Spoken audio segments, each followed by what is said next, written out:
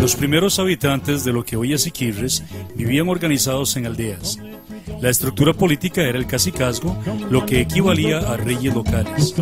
Estas aldeas tributaban a señoríos, el siguiente nivel de organización política.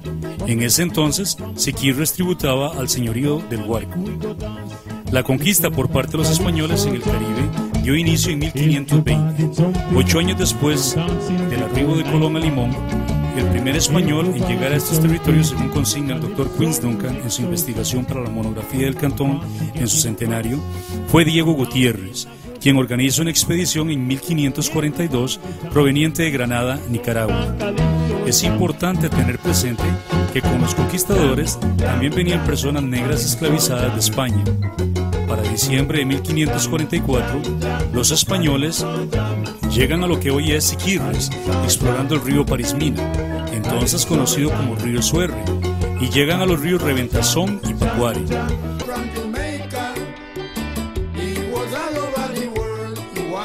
Y estamos acá con la señora Hortense. Ella es una figura en el cantón de Siquirres. Sin embargo, posteriormente, hace apenas 2 años, 1 año, vino Julius Garvey, el hijo de Mr. Marcus Garvey, y aquí mismo en esta sala, en este mismo sillón que está sentada Miss Hortense, ella le entregó un ramo de flores también a Julius Garvey. ¿Fue así, doña Hortense? He sat here while I sat there and was very pleasant with me.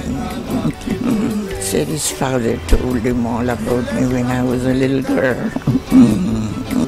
Oh, the father is a real gentleman. My mother was the secretary of the group, and so I had privilege to attend certain meetings with them, and for that reason I had the privilege to get near to him. And I was very small, but I remember when they took me to him and I gave him the flowers bouquet. And I was about to go back to my mother. He said, no, have a seat with us. We'll be going on the train for a drive and we want you. My mother went, very nice person. And he went back home and told his children, and his son came. I was so shocked. He sat here beside me and he said, my daddy told me all about you. I said, who? He said, you, the little girl, and you reminded me of God is good to me. Such a privilege.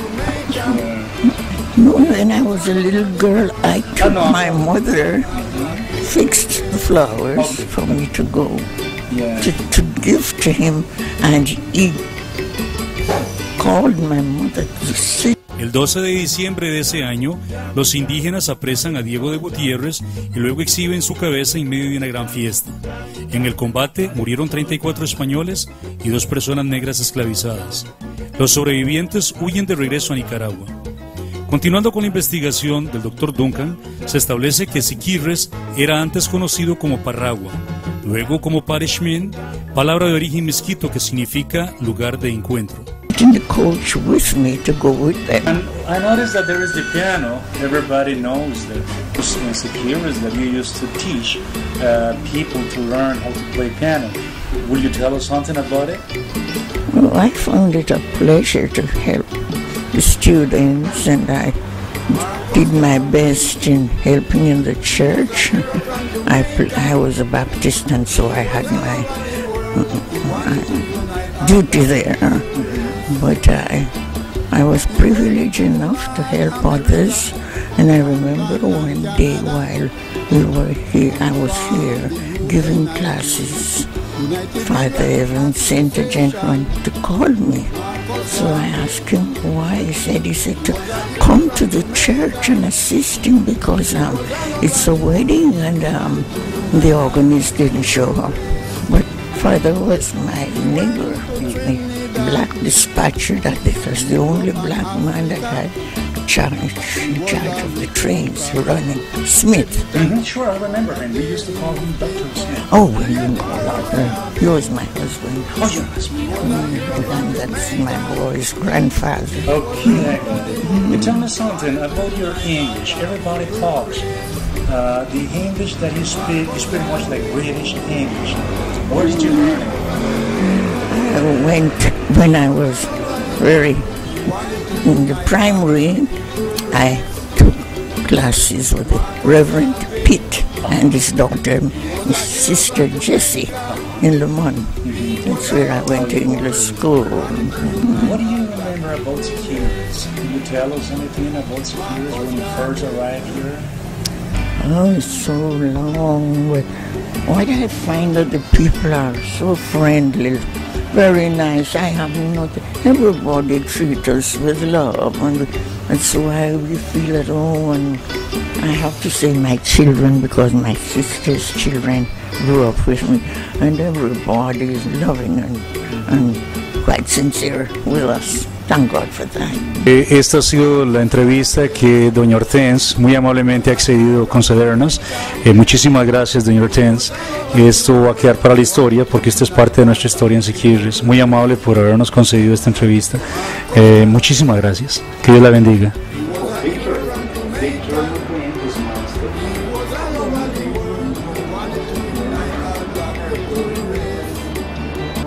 Para 1569 ya aparece en el Cabildo de Cartago oficialmente el nombre de Siquirres, el cual deriva de la palabra Siquires, topónimo indígena que significa colorado, en alusión al color de buena parte de las tierras que tiñen o teñían las aguas del río que atraviesa la ciudad. Para terminar con la referencia del Dr. Duncan con respecto a la población, agrega que para 1744 el gobernador español Luis Díez Navarro menciona un importante grupo de trabajadores afrodescendientes encargados de los cultivos y traslado del cacao desde Matina hasta Cartago. Los años de los ferrocarriles era con el Northern. El ferrocarril Northern. Tiempo bueno. Era un buen tiempo. Y el buen tiempo de eso era que usted viajaba en el tren, no de la carretera. Usted viajaba en el tren y el tren paraba y te dejaba en su finca, según donde usted vive. Ahí tenían paradas. Es una parte. Si usted tiene a mí como amigo y usted tiene su finca en su ramal, usted manifiesta un racimo de plátano, que eran 85 centavos de cobra. Usted pone dos amarrados y los manifiesta, yo los consigo. Ahora, si usted tiene un amigo y usted quiere mandarle un racimo de plátano, ¿cuánto te cobra el racimo? Te cobra bastante. Te cobra más de lo que vale el racimo. ¿Entiende? Vino el caso de Siquirres. Se puede decir Siquirres, en todo el Atlántico estaba ya en crisis. Porque no hay acá en crisis, ya no había suficiente trabajo para la gente y todo el mundo vivía de su poquito de cacao y su poquito banano, Gros Michel que sembraba, cosas así, particulares. Y en eso vino el estándar. Ya cuando la cosa se estaba poniendo bien espeso, ya casi el hombre comía el hombre, vino el estándar.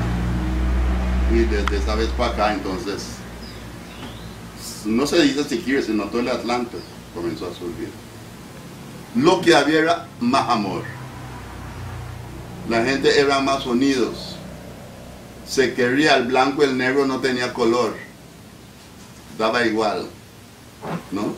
Y bueno, muy pocos negros hablaban el idioma, pero se rozaban. Aunque sea con señas, pero ahí iban para adelante. Sí. Sí, y la gente vivía bien, tenían más amor, pero la vida era un poco costosa para vivir, porque usted sabe que sin plata ya hay que comprar de todo, pero vivían bien.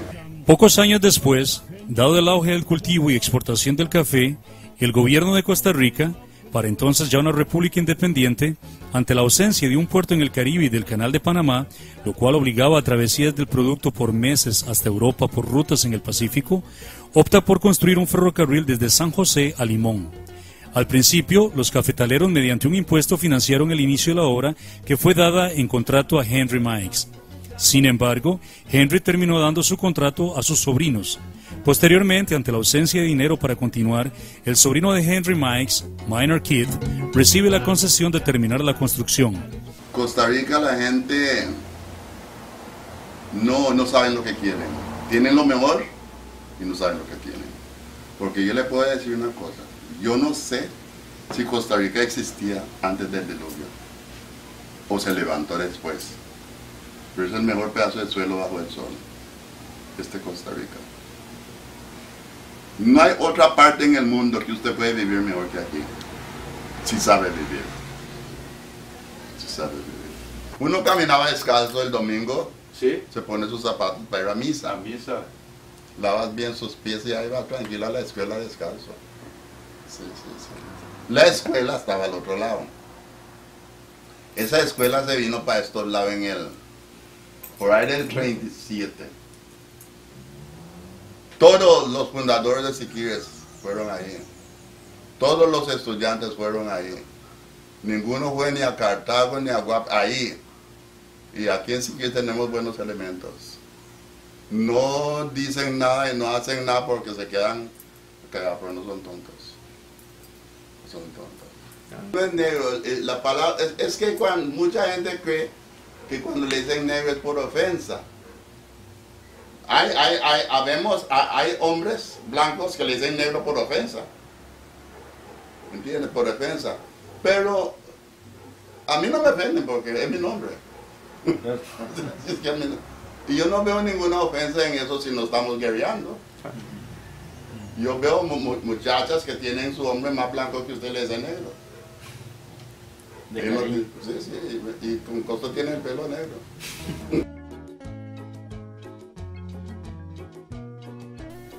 Para 1875, la empresa ferrocarrilera funda el campamento Milla 36 en la margen oeste del río Pacuare, donde se almacenan materiales para la construcción de la línea férrea. Ese viene a ser el antecedente más inmediato de lo que hoy es Siquirres Centro, pues luego el campamento termina siendo trasladado a Milla 37,5, donde hoy está el área comercial que incluye el mercado, la estación del ferrocarril e incluso la bomba con. Pedazo de terruño que Dios nos ha legado. Aquí fue donde yo vi la luz por primera vez, un 6 de mayo de 1933, de padres jamaiquinos. Aquí me crié.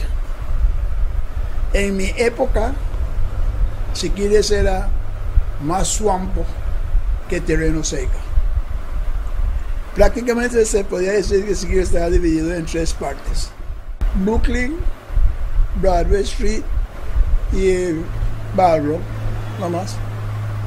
Pero hoy en día, Siquirres se ha dado un giro de 90 grados, que ya Siquirres se ha cambiado de una manera tan grande que difícilmente cualquier persona puede explicarle con detalle cómo era la geografía de este pueblo que se llama Siquirres. Yo creo que dentro de los 81 cantones que hay,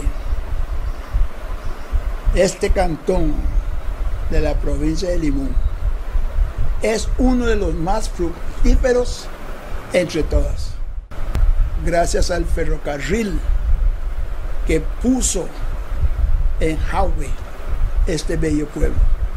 Un pueblo situado a la orilla de la cordillera Talamanca, estratégicamente muy bien ubicado, de entre 2 grandes afluentes, como el río Reventazón, con el río Pacuare, y casi en medio del pueblito un agua de puro cristalina que se llama Siquirres. Donde hoy está el área comercial que incluye el mercado, la estación del ferrocarril e incluso la bomba con. En junio de 1908, durante la administración de don Cleto Víquez, se da el decreto que crea el distrito escolar en la villa de Siquirres, y el 19 de septiembre de 1911, por ley número 11, Siquirres es declarado como el cantón tercero de la provincia de Limón. La primera sesión municipal tuvo lugar el 29 de septiembre de 1911. Posteriormente, en la ley número 4574 del 4 de mayo de 1970, se le da a la villa de Siquirres la categoría de ciudad. Ya para entonces, la división política en 6 distritos administrativos que hoy conocemos eran Siquirres, como distrito primero, Pacuarito, Florida, Germania, Cairo y La Alegría. Años más tarde, mediante el contrato concesionario conocido como Soto Kit, Minor Kit establece la producción de banano como una forma de generar recursos para financiar la construcción del ferrocarril. A cambio, Minor logró que se le diera el usufructo de 300.000 hectáreas de terreno en ambos márgenes del ferrocarril. También consiguió el usufructo del ferrocarril y una legislación especial que lo exoneraba de impuestos de importación y exportación. La última pieza del ferrocarril se colocó el 6 de diciembre de 1890. El proyecto de 136 millas había tomado 19 años y la aseveración de que por cada riel colocado hubo al menos un muerto en la construcción de este gran proyecto para aquella época. Hoy gozamos con una carretera hacia San José, la meseta central, pero también gracias al ferrocarril, porque cuando el presidente entonces, Tomás Guardia, le dijo que vale la pena construir ese ferrocarril que llega de San José al Atlántico, comenzaron esa trocha de la que hoy gozamos, la trocha del Surquí, pues esa fue la trocha que el ferrocarril comenzó, pero por las dificultades no se pudo. Entonces llegaron hasta la Baja de Honduras. Hoy en día gozamos con un túnel que rompe de un lado de la peña hacia el otro lado y así. En cuanto al ferrocarril, hay tantas cosas bellas. Yo me acuerdo cuando venía el tren de pasajeros, había mucha gente que allá estaba en la estación y usted lo que escuchaba, llevo. La gente que estaban allá para ayudarles con sus valías para llevarlas a las casas. En su época pareciera una vergüenza para hacer un llevo. Pero sin embargo, hoy día, los mismos llevo con la diferencia que ellos están motorizadas y en el día tenía que ser al hombro. Pero era el mismo llevo que estaba así, el mismo caramonero, como le decía. Porque cuando se movilizaba el difunto, mientras 4 iba con las cajas, 2 iba atrás con un par de sillas. Y donde está la línea, al llegar allá, tal vez tenían que descansar 5 veces. Y cuando se iba a caminar, de un momento se gritaban, como mayoría eran negros, cheer. Sí, así, para descansar. Y ahí tenía que ir, pero ahora tenemos todo cómodo. Todo eso lo viví. A Minor Kit se le atribuye históricamente el haber traído de Colón, Panamá, los primeros rizomas de banano con los que hizo un semillero en Matina, y de ahí se genera la semilla para las plantaciones de banano. Sin embargo, en la tradición oral se dice que junto con el jaquí, la malanga o dasheen, el ñampí y otros productos propios del arte culinario jamaicano, también fueron introducidos a nuestra cultura agrícola los distintos tipos de musa conocidos entonces como plátano y el banano. La construcción del ferrocarril generó una inmigración interesante de etnias distintas de Asia, Europa y el Caribe. Entre los emigrantes de Jamaica venía el señor Cecil Bernard Lindo, quien fue contratado a sus 18 años como pagador por Minor Kit en la compañía bananera que Minor había construido con otros socios conocida como United Fruit Company. Luego, Cecil trajo a su hermano Stanley y juntos empezaron a adquirir tierras y sembrar banano para venderle a la compañía de Minor Kit. En la novela histórica La Gran Serpiente Verde, su autor José Manuel Salazar Navarrete nos cuenta que Cecil, el 24 de abril de 1889, recibió de Minor su primer pago por $40. 20 años más tarde, el 24 de abril de 1909, Kit le entrega, en representación de la United Fruit Company, un cheque por $5 millones por la compra de sus fincas bananeras. Cecil luego se trasladó a Juan Viñas, donde invierte en la siembra de caña de azúcar. Bueno, digamos lo que yo sé, lo que me decía papá, Él tenía un tío que ya estaba aquí en Costa Rica, aquí en Madre Dios. Él vivía allá a la par de esa casa, había una casa de 2 pisos al lado. Entonces él lo trajo de Jamaica. Entonces el tío tenía cacao también. Entonces ya él se fue trabajando con él y devolviéndose en el asunto del cacao. Después él falleció y él quedó con el cacao que él tenía. Él siguió con la actividad. Porque es el cultivo en que nos ha ayudado a papá y a mí y a mucha gente, tanto negros como blancos, y es un cultivo, siempre hemos vivido muy agradecidos del cacao. Y yo nací debajo de un palo de cacao, casi todos los hijos nacieron debajo de un palo de cacao, ¿no? Y ya papá tenía cacao. Entonces desde ya cuando uno ya tenía ya 7, 8 años, ya comenzaba a ayudar, cuando se quebraba el cacao, a ayudar a sacarlo ahí, la semilla, desde pequeño, ¿no? Entonces ya grandecito, entonces ya papá nos ponía a hacer otros trabajos más pesados. Él sembraba banano también, tenía potrero para las bestias, tenía un poquitito de ganado, pero la actividad base era el cacao. De la familia Lindo dan cuenta muchos de nuestros adultos mayores hoy día, rememorando que fueron los creadores de la Florida Ice and Farm, empresa que vendía hielo al principio y terminó siendo lo que hoy día es la Cervecería Nacional.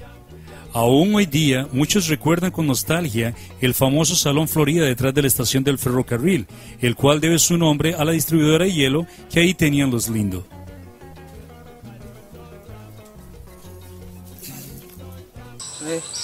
Entonces, como en esa época llovía mucho, entonces conforme va avanzando los años, pues inventaron estos tipos de secadores de cacao tipo Samoa. Creo que, si no me equivoco, eso viene del lado de África, promoviendo este tipo de Samoa. Porque en esa época llovía 3, 4 meses y casi seguido. Papá no vio la Manila. Papá murió en el 73 y la Manila anduvo por aquí ya en los años 78, entonces él realmente desconoce eso. Lo que se tenía ahí como enfermedad es la fitóftora, lo que se llama la mazorca negra. Se pone negra, entonces ya esa fruta ya se pierde. La primera planta para producir luz eléctrica fue traído aquí, que es esta. Bueno, la idea nació en el sentido de que ya se quería deshacer de la luz de candela y unas lámparas Coleman que tenía papá, que eran de camping, pero daban luz muy claro. Entonces la idea es, como hay más área que se ocupaba luz aquí en la finca, de las casas aquí, se decidió comprar esta planta eléctrica de marca Peters. Otro emigrante de interés histórico es Marcus Garvin, quien siendo joven en 1910 vino y laboró para la United Fruit Company como planillero en las plantaciones del Valle de la Estrella por algunos meses. Luego terminó publicando el periódico The Nation para la población negra en Limón. Acá organizó también a trabajadores para mejorar sus condiciones en las plantaciones de banano y luego emigró.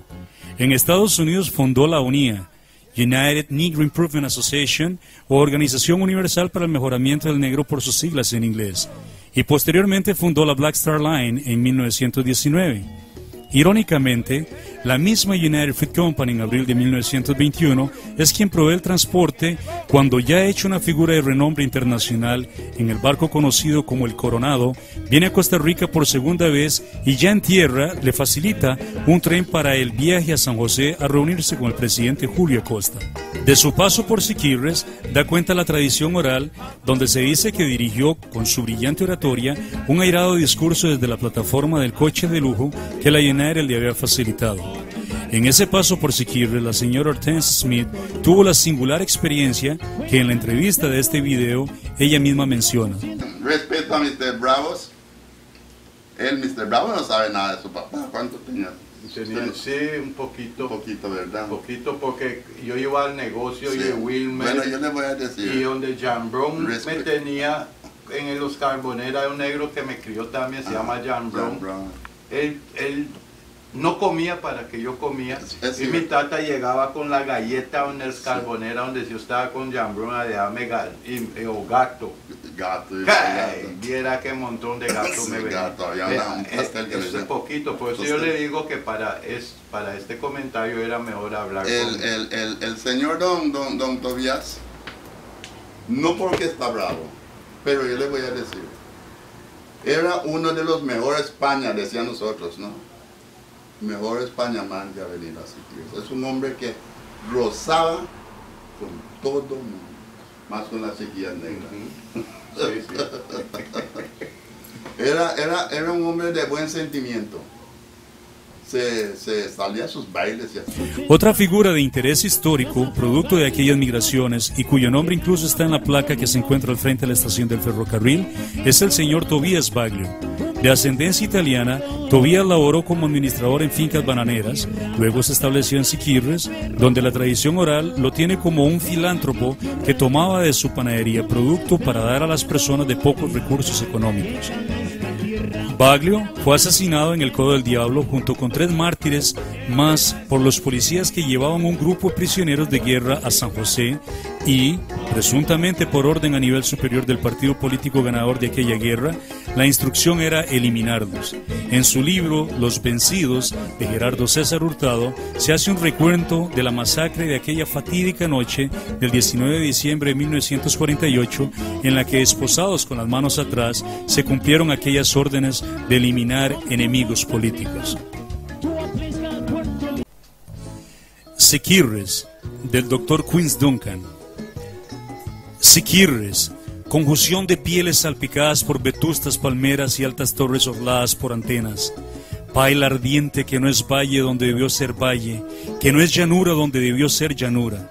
Llamarada de tierra húmeda rodeada de colinas, ciudad sin brisa que hierve en la tierra y en la sangre. Y los sonidos del patí, patí, que resuenan desde la memoria en la etérea voz de Totó, la del Quiandí. Siquirres, monumento a los ferrocarrileros, brasa que clavaron con sangre y sudor cada uno de los polines, y a sangre y sudor dejaron su impronta para darle riqueza al territorio que no era suyo, a la patria de sus descendientes y algún calipso furtivo que alegre el alma. Siquirres, el de nombres sonoros, Pacuarito, de los jardines inéditos que llenan de colorida luz el paisaje. Cairo, que aún conserva el olor de las historias viejas. Florida, esperanza acabada en verde. Germania, amable y la coqueta alegría.